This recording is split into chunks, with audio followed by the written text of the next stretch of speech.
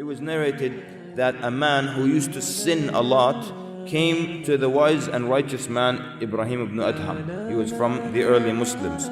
So he tells him, give me advice because I always sin.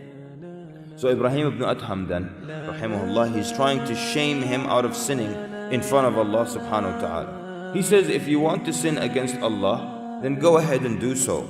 Just don't eat or drink. Don't eat from Allah's food, and don't drink from the drink that He provides for you. Don't use His provision. So the man said, how can I do that when everything is provided from Allah? He said, does it make sense to sin against Allah while you're eating His food? The man says, you're right. Give me the second piece of advice.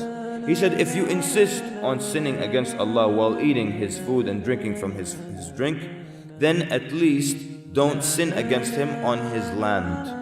The man said, that is bigger than the first one, when all the land belongs to Allah. He tells him, is it proper then that you sin against Allah while you eat His food and you do it on His land? He says, give me the third piece of advice. He said, the third piece of advice is, if you're going to insist upon doing all that, then at least sin where He can't see you. And the man says, this is even greater. He says, does it make sense that you sin against Allah on His land while eating from His food that He provides, and you do it right in front of Him? So the man says, give me the fourth piece of advice.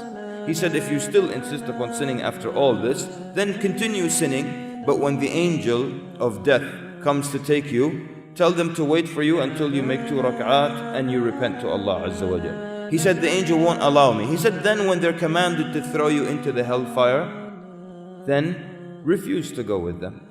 And he says, they won't allow me.